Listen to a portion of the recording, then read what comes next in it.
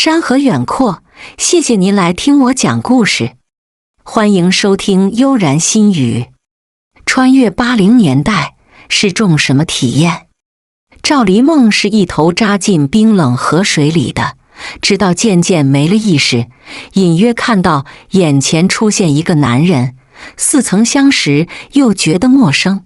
罢了，反正他都是要死的人，记不记得根本不重要了。孟云彻把人救上来，正在轻拍他的脸颊，而一旁的李修锦还幻想着带走赵黎梦。那个，谢谢你救了我媳妇，不过我现在要带她走了。他伸手要抱起赵黎梦，却被孟云彻冷冷地瞪一眼。我对你有印象，你是赵黎梦大学的同学，你知道就好。他现在昏迷，我要带他去医院，麻烦你让让呗。李修锦还想再试一下，却被孟云彻一拳打在鼻子上，瞬间就流鼻血了。我是赵黎梦的未婚夫，你是他同学，想要带走他，这是在明目张胆跟我抢人了。一听未婚夫，李修锦后背一凉，我怎么知道你是不是他的真未婚夫？你要是人贩子，我现在把他交给你，你转手就把人给卖了，那我岂不是害了赵黎梦？那就一起去警察局，看到底谁才是要害他的人。孟云彻单手扯住他的领口，因为用全力，竟被李修锦给逃脱了。我现在就去找人帮忙，有本事你别跑。说完，他就趁乱跑了。赵黎梦猛吐一大口水，才悠悠醒来，望着陌生的环境，一瞬间觉得天旋地转了。他只是在博物馆看老照片，谁料一阵强光照过来，赵黎梦就消失在原地了。再醒来时，人就在不属于他的年代，身边还站一个帅气挺拔的男人，一脸关切的眼神，让他一颗心都跟着醉了。真不是他犯花痴，赵黎梦活了28年，至今母胎单身，连个正经恋爱都没谈过，这一下子就整出这么帅的男人，怎不叫他心动，且想行动了。赵黎梦轻咳一声，向孟云彻伸手，就被他误以为想要起来，弯腰将人抱起来，才说，这天寒地冻的，我是不该让你躺地上，我现在送你去医院。等一下。听他的话，孟云彻顿住步子。赵黎梦主动攀上他脖子，才凑近的嗅一下，淡淡的皂角香味，好闻的让他心里一暖。帅哥，你有女朋友吗？他摇头，只觉得问得莫名其妙。那你结婚了吗？他又摇头，被赵黎梦灼灼地盯着，都觉得脸颊微烫了。赵黎梦笑盈盈的又开口，那我做你女朋友好吗？嗨嗨，你才刚从水里救出来，天寒地冻，怕你冻坏了，我还是先送你去医院。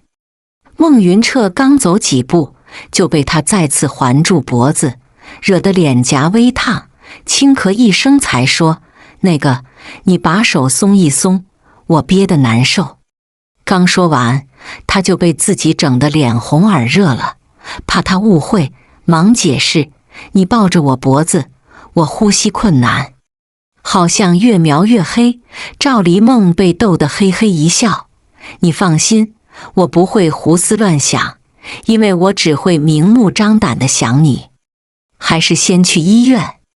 孟云彻心里确定，赵黎梦一定是脑子受伤了，他只能救人，不会治病，还是送他去医院比较稳妥。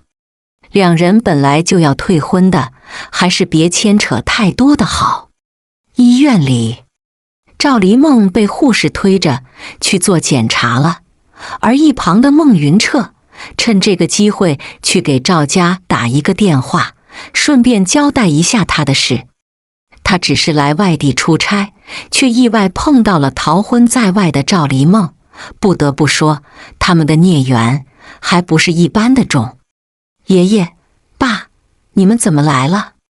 赵黎梦虽说是穿越来的，但脑子里保留着原主的记忆，所以在赵家人赶来后，他能很快地打招呼，不至于露馅。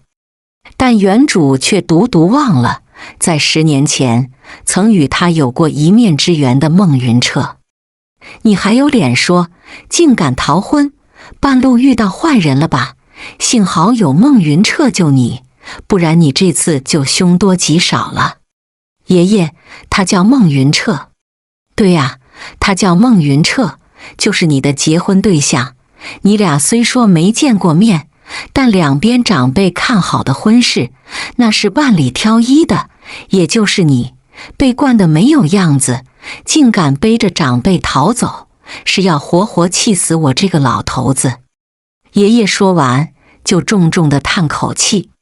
今天如果说不出合理理由来，估计赵黎梦要遭殃了。孟云彻收到他的求救眼神，忙接过话茬：赵爷爷，我也正想找你们，把婚事给退了。不能退。爷爷和赵黎梦异口同声地说。孟云彻被他们整懵了。爸爸这时候打圆场：是啊，你们都在外地相遇，就说明很有缘分，不能退婚。可是孟云彻刚说一半，看到赵黎梦眼巴巴地瞅着他，只能乖乖闭嘴。就听赵黎梦低声说：爷爷、爸，我同意结婚。这话让在场的3个男人都惊呆了，许久才听爷爷笑着开口：小孟，你觉得呢？我听赵爷爷的。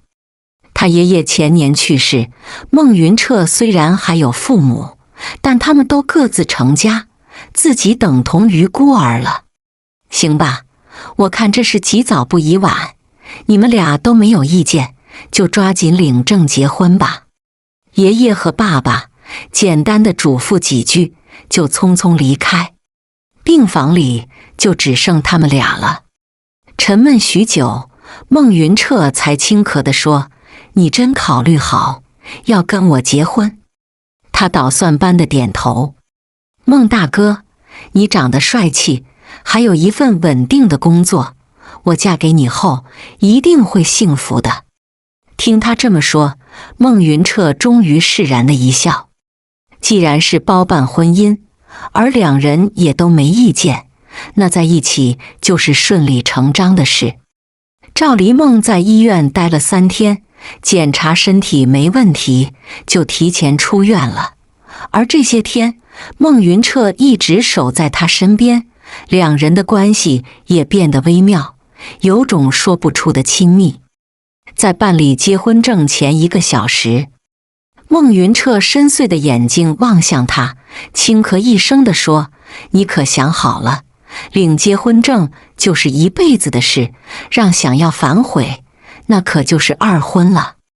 他并非吓唬赵黎梦，而是想最后提醒他一下，毕竟结婚最吃亏的是女人。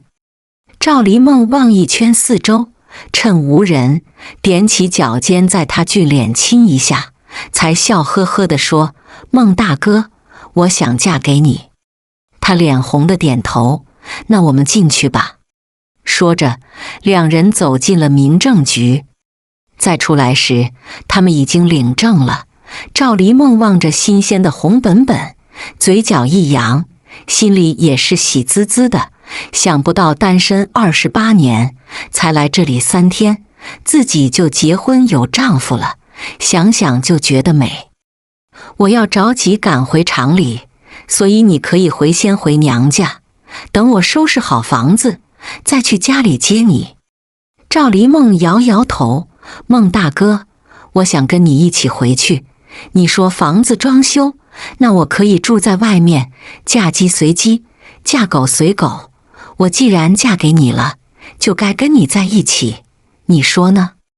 他其实是怕夜长梦多。毕竟像孟云彻这样的男人，长得帅气，又是厂里的副厂长，虽说年纪比他大几岁，但还是很吃香的，所以赵黎梦不放心他一个人住在厂里的宿舍。那我现在就帮你租房子。行啊，他痛快答应了。商量好后，孟云彻就跟着赵黎梦先回家了，跟爷爷他们说明情况，又在家里住一晚，才订了最早的火车票，坐车回厂里了。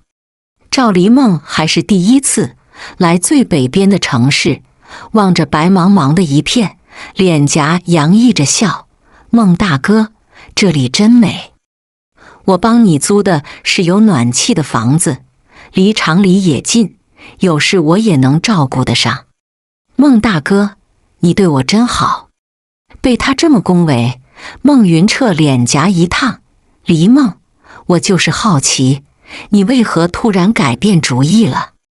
赵黎梦温柔地望着他，那是因为你从冰冷的河水里救我出来，我就突然明白一件事，能舍命救我的男人，值得我托付一生。孟大哥，只要你不后悔，我就不后悔。听他这么说，孟云彻感动的一笑，温柔地轻抚他凌乱的碎发。房子就在前面，先回家吧。来到租的小院，赵黎梦正在收拾自己的衣服，而孟云彻就开始生火做饭，还把取暖炉点着。不一会儿，屋里就热乎乎的了。孟大哥，你也在这住吧？你的行李在哪？我帮你收拾一下。其实他这么问，是想看孟云彻是否打算住这里。谁料他脸色一红的轻咳一声：黎梦，我要盯着他们装修房子，所以先住厂里。好吧，其实我一个人在这里住着也挺好，就是怕晚上不安全，倒也不怕，最多真有坏人，我就拿刀子跟他拼命。他委屈巴巴地叹口气，犹豫片刻，孟云彻才又说：要不我住这里吧，正好有2间卧室，就算有1间卧室也不耽误住的，我们已经领证，就是睡一张床，那也是再正常不过的事了。听他直爽的话，孟云彻又俊脸泛红了。我出去盛饭，你赶紧洗手过来吃饭。孟大哥，我会好好跟你过日子的。孟云彻顿住步子，静静地看他一眼，才笑着走出卧室。吃过晚饭，赵黎梦要准备收拾桌子，就被他拦住。你坐1天车，赶紧去那边坐着歇歇，这些家务活就交给我来做。孟大哥，你先别收拾，我有话跟你说。听他话，孟云彻乖乖坐在椅子上，而赵黎梦从口袋拿出一块表，笑着说：咱俩已经结婚，这是我送你的新婚礼物，祝我们百年好合，一生幸福。可我没有准备礼物，你有啊。说完，他凑近再俊脸亲一下，你就是我最好的礼物。这番撩拨惹得孟云彻脸红到脖子，一双眼静静地盯着他，心里有几分躁动了。我去给你烧洗脚水，你泡泡好睡觉。今晚我要在厂里值班，所以你要自己睡了。那我等你回家。他含情脉脉地说：我明天上午还有一个会儿，开完会我就回家陪你去镇上逛逛，买一些日常用品。孟大哥，我之前逃婚过，你不会怪我吧？他紧张地问。在他印象里，男人都是计较和小气的，尤其是面对一个曾经想要退婚的女人，应该都会心里不得劲吧。孟云彻想也没想地摇头。我听爷爷说过，你一直以为我是一个又丑又凶的男人，当时的选择和决定并不怪你。而且我既然同意跟你领证，就是想好要跟你过一辈子。赵黎梦感动得眼泪婆娑，她心疼地帮着拭去眼角的泪，又安慰地说：“黎梦，我说的都是真心话。那你为何从不主动亲近我？”他委屈巴巴地反问。他们领证也有几天了，从来都是他主动亲近孟云彻，而他不仅身体僵硬，还有时刻意躲避他的热情，就让赵黎梦心里不是滋味。嗨，我只想把最好的时刻留在婚房里，这你能理解吗？我懂了，孟大哥，是我误会你了。赵黎梦不扭捏地抱住他的窄腰，突然的亲昵让孟云彻耳廓一红，但这一次他没有抗拒，而是主动地拍一下他的后背，温声说：“黎梦，其实我们之前见过，可我没有印象。孟大哥，你能告诉我们初相识是怎样的场景吗？”只要是跟他腻在一起，哪怕是单纯的聊天，赵黎梦也觉得心里美滋滋了。结果孟云彻微蹙眉头，显然有心事：“我去给你烧洗脚水。”说完，他就转身走了。望着他离去背影，赵黎梦心里确定，在当时一定发生了不愉快的事，是他不愿回忆，又难以启齿的。现在他不想深究，但以后总会知道的。回到厂里的值班室，孟云彻正想泡杯茶，就听到轻微敲门声：“谁？”“是我，孟副厂长。”推开门，走进来的竟是江婉柔。她穿一件红色的毛衣，精致的小脸更衬托的粉嫩妩媚了。“有事？”见她眉头一蹙，江婉柔关心地问：“孟副厂长，你脸色不好，是不是家里出啥事了？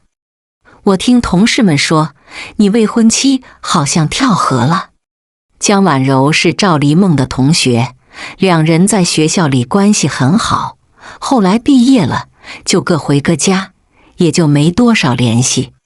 不过在学校那会儿，赵黎梦曾说过一嘴关于他未婚夫的事，还托他打听了孟云彻，只不过自己把真相隐藏，添油加醋地告诉了赵黎梦，才让其闹了这么一场乌龙。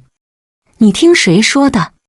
大家都在传，还说他有相好的，这次退婚是为了跟一个男同学私奔。孟副厂长，你别难过，这是他们只是猜测，也没有十足的证据，时间久了，大家也就淡忘了。江婉柔，你找我就为这事？他冷漠地问。孟副厂长，我没见你吃晚饭，特意给你送饭来的，有你爱吃的红烧肉，还有肉片蘑菇，还有……他话说一半就被孟云彻打断。江婉柔，我结婚了，麻烦以后若没有工作上的事，你还是别来找我。孟副厂长，我是关心你。他委屈的眼发红了。孟云彻冷冷地看他一眼，我有媳妇，不需要你来关心。你是赵黎梦的同学，当年他通过你打听我的一些事，你给他的都是假消息，这是我并没有揭穿你，所以还请你自重。孟副厂长，我哪里不如他？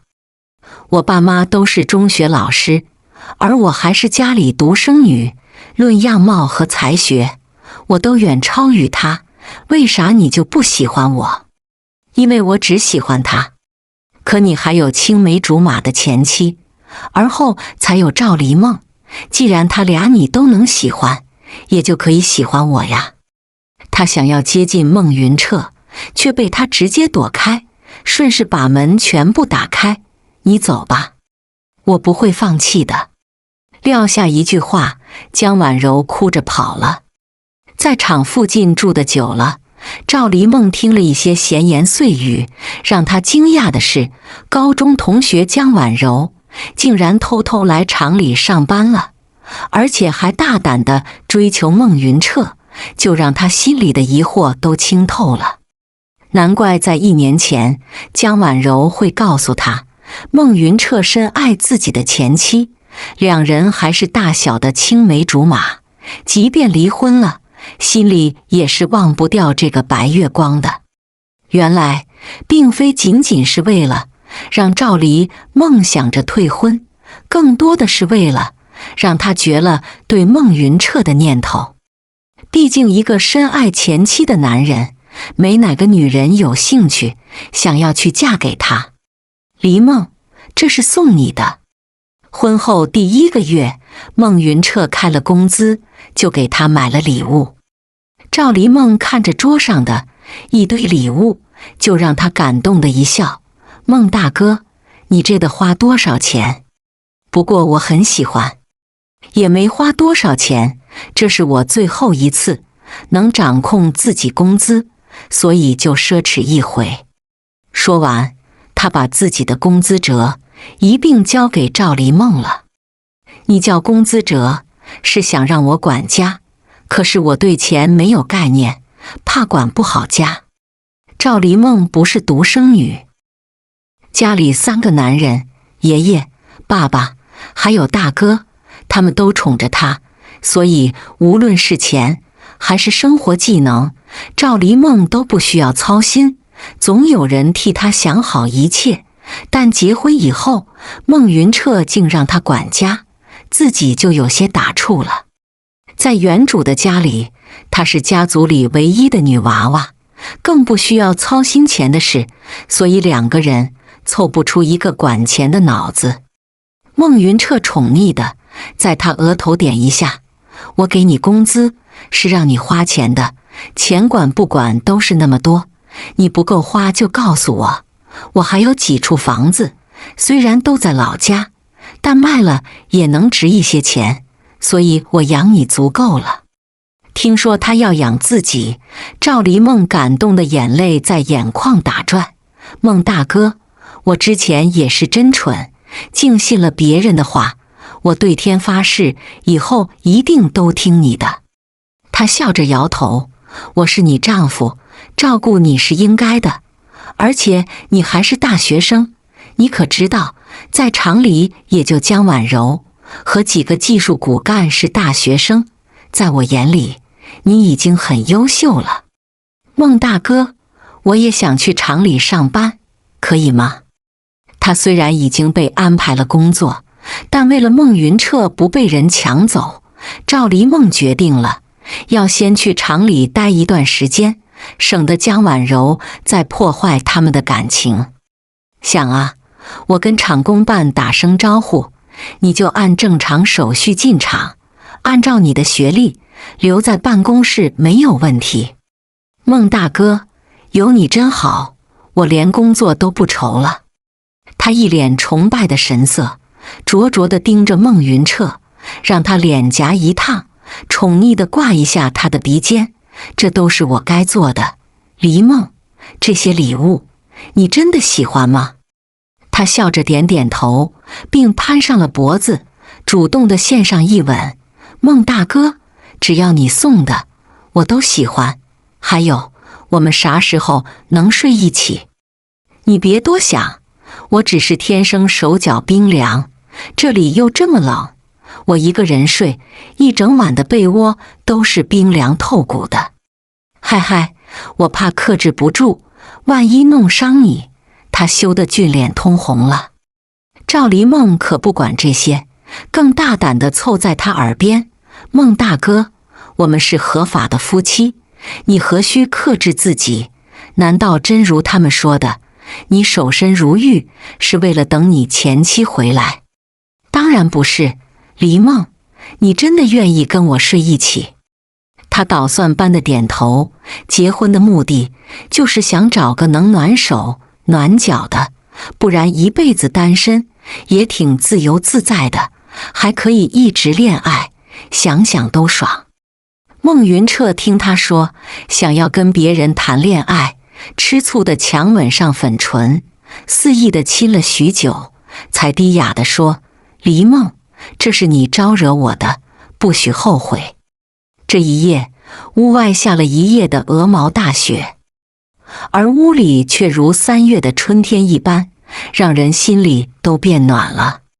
赵黎梦被折腾了大半夜，才终于虚脱地沉沉睡着，而一旁的孟云彻宠溺地亲吻她的额头，在耳边低哑地说着情话，就让她在梦里都甜甜地笑了。一连几天，孟云彻都没去厂里，他难得请假在家，又因为刚下了大雪，所以他们整日待在家里，别提多腻歪了。可是却苦了赵黎梦，出经人世的她在心里叫苦连连，自己就不该逞能的招惹某人，这下自食恶果了。然而自从开荤后，孟云彻就所求无度，整天总想和他亲近，分分钟就让赵黎梦脸红耳热。本想跟他约法三章，几次试下来，他总是最没意志力的一个，突然觉得自己好没出息。黎梦，我给你买的烤红薯。孟大哥，我要跟你谈谈。瞧他一脸严肃的样子，孟云彻凑近再粉唇亲一下，才宠溺地说：你说，我听着呢。一脸玩味的笑意让板着脸的人儿瞬间破防的脸颊一红。孟大哥，你已经请假好几天，是该去厂里上班了吧？是该去上班了，不过我怕没人陪你，你会觉得寂寞。他连忙摇头，我最喜欢看你认真工作的样子。那好吧，明天早上我就去上班。那今晚黎梦能好好补偿孟大哥一回吗？他邪魅的一笑，却让赵黎梦吓得只想躲开，人才刚走到客厅，就被孟云彻拦腰抱起，迈长腿走进卧室了。孟大哥，我想去看书，麻烦你让让。赵黎梦想逃，却被他再次拽进怀里，一脸深情地盯着他。黎梦，记得我刚救你时，你就主动吻我，现在我们已经是夫妻，你倒是羞涩了。做事要有节制，从明天开始，好吗？看他眼巴巴求人的样子，赵黎梦又该死的心软，只此一次，以后你都要听我的。好，我都答应你，那现在吻我。孟云彻淡笑着，指一下薄唇，赵黎梦乖巧地凑近，本想蜻蜓点水的一吻，谁料竟被他抓回主动权。一阵狂吻过后，他早就没了推脱的力气，只能承受他的再一次热情了。婚后的幸福生活就这样过去了半年。孟云彻从一向凉薄自持，变得越发痴迷赵黎梦。在之前的5年，他从未请过一天假，但自从结婚后，就开始每周都休息。在厂里渐渐开始谣传，孟副厂长娶了媳妇，就像纣王有了妲己，恐怕日后能为了媳妇，连工作都能荒废。又是值班的一天，孟云彻正在看书，值班室的门被轻柔地给推开了。他猛地抬头，看来人是江婉柔，脸色突变阴沉，有事，语气十分生冷。孟副厂长，这是我写的宣传材料，是刘主任让我交给你的。听到是工作的事，他脸色稍缓和，把材料放下吧，等我看我了，明天我会给刘主任。孟云彻避免与他的一切接触，这个女人太麻烦，让他不得不防。而且自己有爱着的娇妻，并不想跟任何异性有多余的接触。孟副厂长，我准备辞职了。江婉柔直接坐他对面了。孟副厂长，我都要走了，你能好好看我一眼吗？孟云彻抬眸冷冷地看他，却没想到江婉柔竟褪去外套，里面只穿薄薄的毛衣，若隐若现的身材让他忙移开眼睛。江婉柔，你疯了！孟副厂长，我喜欢你是真的，不在乎被你藏一辈子。你可以赶我走，但我会告诉厂里的人，你是因为不想负责，才私自想要开除我。我身正不怕影子斜，我也不怕你现在推开我。孟云彻见他不依不饶，直接把值班室的门打开，却发现已经被他上锁，直接一拳打破玻璃。冷风袭来，让穿得单薄的江婉柔猛地打个寒战。孟副厂长，你这又是何苦？有女人投怀送抱，不是男人都向往的事吗？他说完就步步地走近他，却被孟云彻一把给推倒在地，一脸嫌弃地望着他。江婉柔，你这么做就对得起赵黎梦对你的信任。我才不在乎他的看法，只要你肯碰我，我可以为你死。话音刚落，就听到清脆敲窗户的声音。孟云彻打开窗户，就看到赵黎梦站在外面，与他一起来的还有保卫科的科长，拿着一大串钥匙，没费功夫就把门给打开了。见来人了，江婉柔忙穿好外套，笑着走进赵黎梦。梦，我早就想跟你说了，其实我和孟副厂长早就好很久了，我对不起你，你要打要骂我都认了，但就求你把他让给我，好吗？赵黎梦抬手给他2巴掌，手放下时，江婉柔的脸颊都红肿了，刚想要再说，就被保卫科长给怼回去。江婉柔，你今天休息，突然跑来厂里，是不是想偷东西？李科长，不是我要来的，是孟副厂长非要我来找他，说他很想我。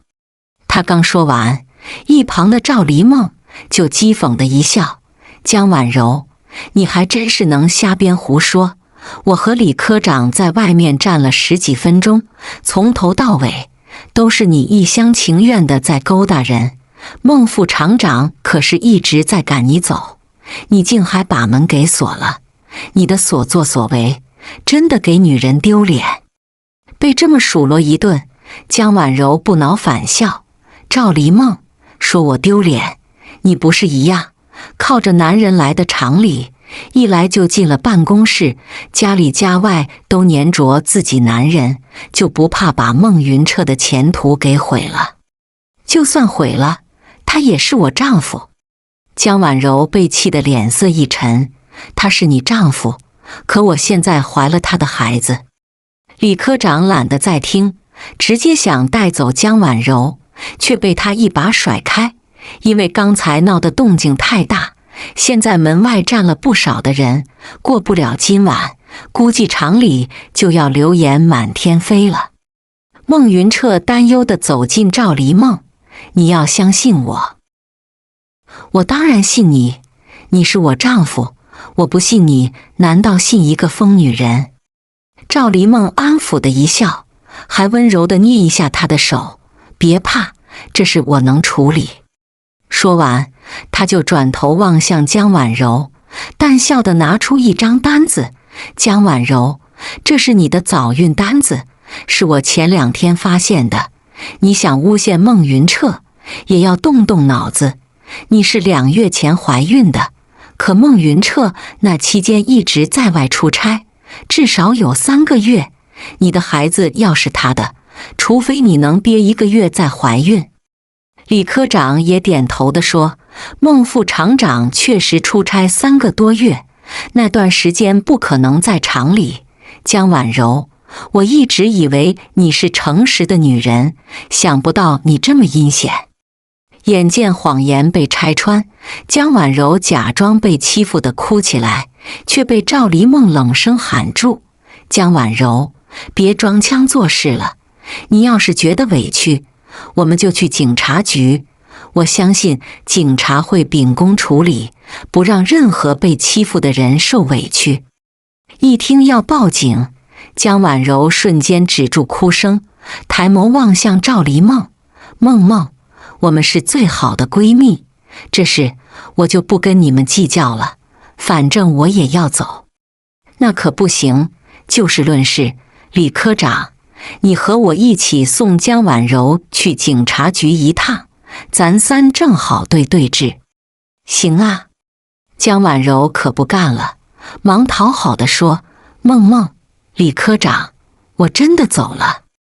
赵黎梦扯住他的胳膊：你现在不能走，是没弄清楚，你要是走了，我们可就背骂名。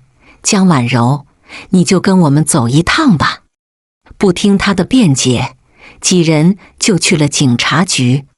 等到再出来时，赵黎梦看到了一直在警察局门外等他的孟云彻，笑着一头扑进他怀里：外面太冷，你咋不进去找我？满眼都是对他的喜爱。孟云彻宠溺的帮他搓一下手，才低声说：这次多亏你了，谢谢你，黎梦。他眼神里尽是痴迷，以及毫不掩饰的温情，让赵黎梦羞红脸的扯着他到角落，才说：孟云彻，这可是在警察局门口，你要克制情绪。孟云彻才不理会旁人的眼光，凑近在他手背亲一下，才低哑地说：你是我的好媳妇，我对你好，迷恋你，这不是人之常情。难道我真接受别人投怀送抱，你才满意吗？赵黎梦捂住他的嘴，恼着脸地瞪他一眼：你敢跟我回家？两人相依偎着走回厂大院了。迎着明媚的阳光，金黄色暖洋洋的阳光洒在他们身上，觉得格外温暖和惬意了。几天后，一个周末，赵黎梦正在看书，就听到敲门声，打开门，竟是江婉柔。你还来找我，有事？江婉柔苦涩一笑，扫一眼在客厅做家务的孟云彻，一脸艳羡的目光，却让赵黎梦直接把客厅门关了。有话就说，总觊觎别人的丈夫，算什么女人？江婉柔看他一眼，才说：赵黎梦，你真的变了，原来的你是一个娇娇女，一心想嫁自己的白马王子，如今竟随着命运的安排，嫁给一个没文化的糙汉。那你前不久还跟李修锦私奔，还为了逃婚而跳河，难道都是为了演戏？话里带着几分讥讽。赵黎梦笑着摇头：你不用阴阳我，我喜欢孟云彻，是我和他的事，就算我们是包办婚姻，那也与你无关。而且若不是你肆意捏造事实，我也不会想着要逃婚。说起来，你才是最阴险的那一个。我是阴险，可我为了喜欢的男人。你爱孟云彻吗？我不需要跟你解释，江婉柔，就算你把我私奔的事传得人尽皆知，也不能阻止我和孟云彻在一起。所以你还是放手吧，就算一直执念，你也只是自取其辱。江婉柔苦涩一笑：我都要走了，你觉得我不放手还有用吗？赵黎梦，你真是小气。在爱情面前，所有人都是小气的。江婉柔，做坏事的人总会受到惩罚，你真该醒悟了。如果你把孟云彻让给我，我或许会考虑天天做善事，可惜你没这么大方，那就别管我心里是否还羡慕嫉妒恨。江婉柔终于还是走了。望着他离去的萧条背影，赵黎梦无奈地摇头，人就是这样，得不到还要执念，到头来吃亏的只能是自己。江婉柔走了，但日子还要继续，不知不觉又过了半年。某天，一个雨后的下午，孟云彻正在家里收拾院子，赵黎梦躺在椅子上睡觉，一副岁月静好的画面，却不想被一阵急切敲门声打断。他打开门，竟看到前妻，他手里领着一个男孩，模样秀气白皙，被收拾得干净整洁。在被他凝望后，还主动地开口喊人：“爸！”楚静和，你咋来了？你不是嫁给富商，过上人人羡慕的富态生活，怎会想到来见我？孟云彻俊脸有些许反感，毕竟当初分开时，前妻没少诋毁他，为了能嫁给有钱人，竟然在外散布谣言，说他是个天生不人道的男人。可事实是，他们虽然领证，但从未有过夫妻之事，这样的污蔑让孟云彻心里十分受伤，毕竟没哪个男人能受得了这样的流言蜚语。楚静和挤出一丝笑，将儿子推到前面，才说：“云彻，我是你前妻，带着儿子来见你，没啥不可以的。而且我现在离婚了，想要你帮我安排进厂里工作，最好把住处也给安排了。你在痴人说梦呢？”他鄙夷地说。正在两人僵持时，赵黎梦从屋里走出来，楚静和笑着跟他打招呼：“妹子，我是云彻的前妻，过来打扰你几天，你不会介意吧？”“我很介意。”赵黎梦可不惯着他：“哈哈，都是一家人，要不是我疼妹子，你哪能嫁给他？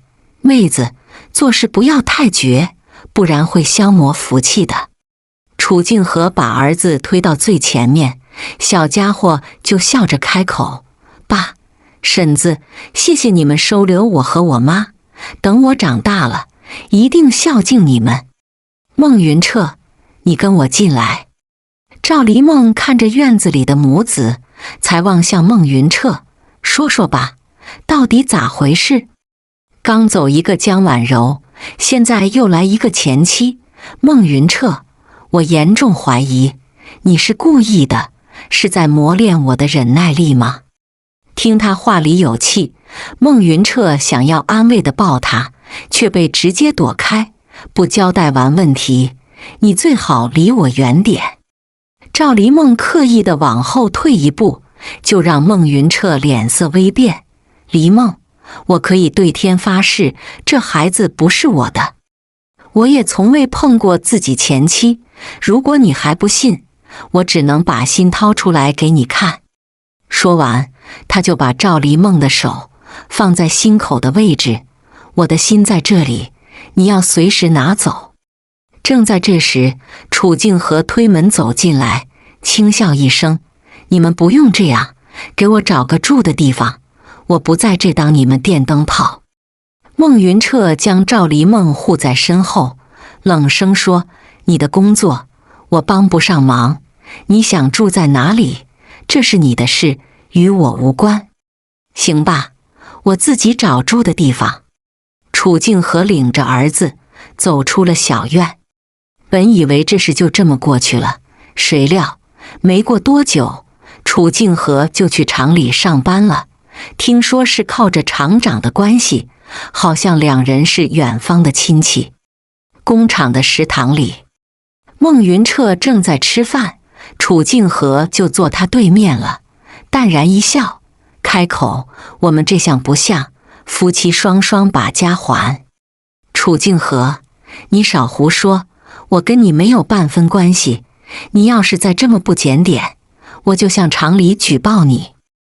我早就听说了，之前有个女同事追你，就被你们夫妻俩给一起整走了。孟云彻，我跟女同事不同，咱俩可是有过夫妻之实的，而且现在赵黎梦不在厂里了，你就算跟我好好说话，她也不会知道。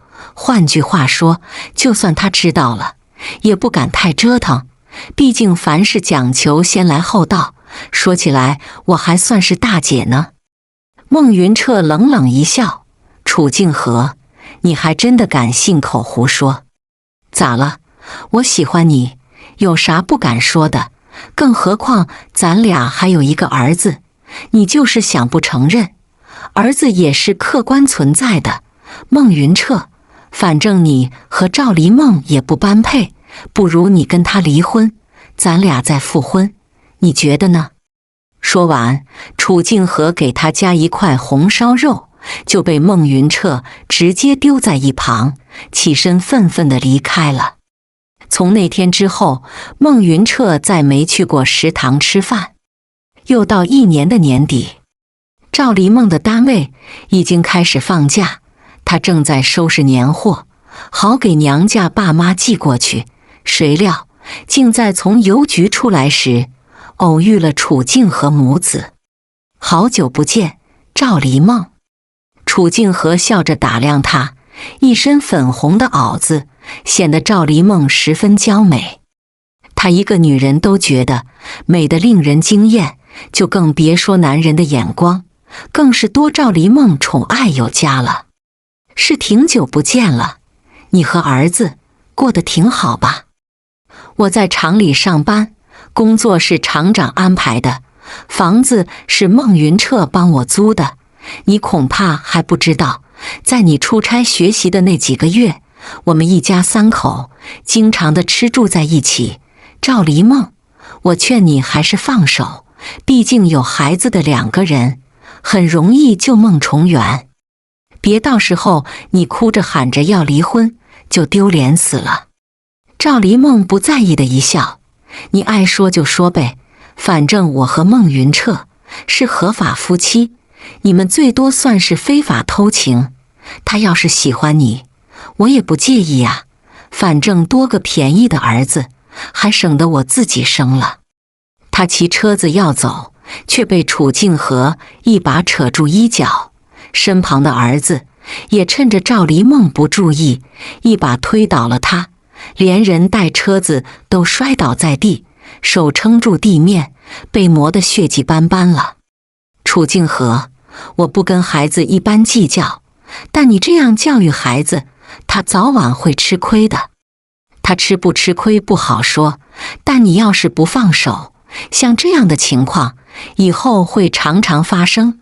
赵黎梦，我已经离过2次婚，早就没皮没脸，只要能攀上孟云彻，我不在乎跟你闹到底。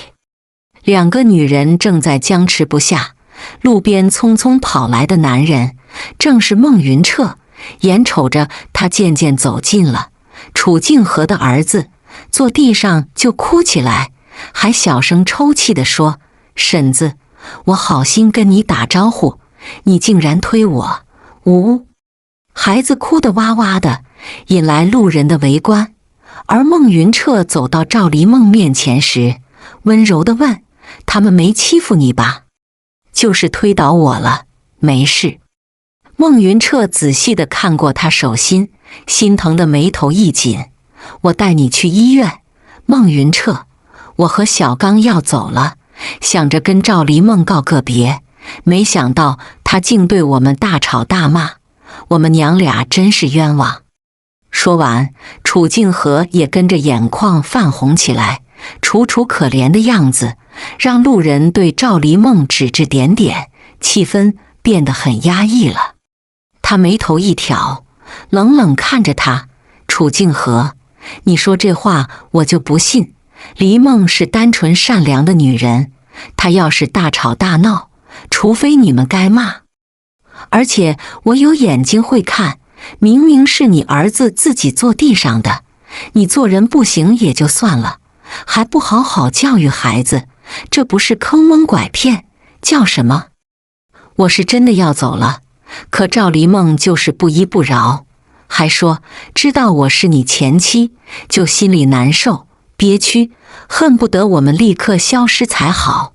孟云彻，我是你前妻不错，但不是犯罪了，他没必要这么恨我吧？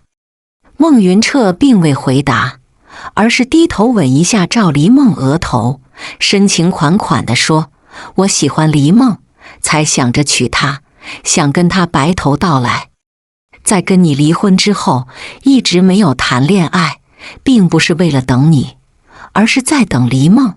你不是一直介意10年前我就别的女人，而晚了与你领证，那个人儿就是黎梦，我竟给忘了。”赵黎梦傻傻的一笑。不过听他这么一说，他脑海里竟多了一些记忆。原来自己与孟云彻的包办婚姻还有这么一个小插曲。他以为的初相识，其实两人在10年前就相遇了，只是自己那时发高烧3天，竟然忘了那珍贵的记忆。不过现在终于都想起来了，爷爷们安排的包办婚姻，并非一点感情没有，而是他们早就互中情愫了。赵黎梦瞬间就觉得他们的爱情更加甜蜜了。被当众喂了一嘴狗粮，楚静和气鼓鼓的带着儿子走了。10年前他输给了赵黎梦，现在又再一次输得彻底，这次是真的心服口服了。孟云彻温柔地望着他，痴痴地说：黎梦，我也不知道10年前射出的箭，竟在10年后将我们绑在一起。我很庆幸当年先救的你，而不是视若无睹后先去跟他领证。赵黎梦也感动地笑笑，从今往后再没人能拆散我们了。说完，孟云彻宠溺地将他抱在怀里，夫妻两地感情在这一刻变得更美好了。又是1年的春节前，天空下着鹅毛大雪，赵黎梦正在炉子旁烤红薯，看着书，手里还端着一杯咖啡。生活不要太惬意，却被急切敲门声打断。忙开门，才发现是孟云彻的同事。怎么了，刘大哥？出大事了，老孟因为贪污公款被抓派出所了。我现在就去派出所。赵黎梦焦急地要走，却被刘大哥伸手拦住。我就是来跟你说一声，让你别着急。至于孟云彻，我会想办法把他弄出来，不过人证物证俱在，要想被放出来，估计很麻烦。刘大哥，你把细节告诉我，我也帮着想想办法。行。刘大哥尽量详细的把事情经过说一遍。赵黎梦听得很认真，最后才低声说：咱俩分头找人。我了解孟云彻，他不会贪污厂里一针一线，这是一定有隐情。那我先去派出所问问。刘大哥急匆匆骑车走了，赵黎梦也收拾东西锁门出门了。这一走就是半月，家里大门紧锁，让外人不禁纷纷议论，他这是想和孟云彻划清界限。又是半月，事情终于有了转机，市里的公安局竟然带人下来过问此事，而且在他们的周密调查下，终于水落石出，原来真正偷厂里钱的人竟是孟云彻的司机张大壮。因为谈了女朋友，花钱太多，就想着偷公家的钱。他每次作案都是趁着孟云彻在厂里值班，才偷偷撬开财务室的门，拿走里面的钱。最后一次，他竟为了摆脱嫌疑，把偷来的赃款一部分拿回家，另一部分就藏在孟云彻的抽屉里。第二天又匿名举报孟云彻，才有了这档子事。孟云彻时隔1月，终于被还清白放出来了。他笑着跟市里的警察大队长握手：秦队，谢谢你还我清白。你不要谢我，我是受人之托，你最该谢的是黎梦，她是我的表妹。等你有时间，我请你们2口子吃饭。现在赶紧先回家吧。表哥，那我先回家了。孟云彻一路骑快车回到自己家了，望着厨房烟筒冒出的缕缕白烟，他嘴角荡漾着一丝笑，急匆匆地走进厨房，来不及说话，从身后抱住赵黎梦：黎梦，我回来了，赶紧洗手吃饭，我做的长寿面，今天正好是你生日。不着急，让我再抱一会儿。孟云彻见他眼眶泛红了，温柔地吻上眼角：黎梦，是我不好，让你担惊受怕了。这是不怨你。赵黎梦温柔的一笑，让你担心就是我的错。黎梦，自从你嫁给我，总是让你为我的事烦心，对不起。都是夫妻，别这么客气。孟云彻，你要是真觉得抱歉，往后余生记得多宠我爱我，我一定做到。孟云彻深情吻上额头，肆意地吻了许久，直到彼此都气喘吁吁，才舍得松开手，眼神灼灼地盯着怀中人儿。老婆，有你真好，能娶到你，是我10辈子修来的福气。这辈子能嫁给你，我也觉得很幸福。孟云彻，你相信人有轮回转世，或是穿越重生吗？他笑着试探地问。孟云彻宠溺地点点头，只要与你有关的事，我都相信，而且坚信老天给的每次考验，都是为了让我遇到你，爱上你。全剧终。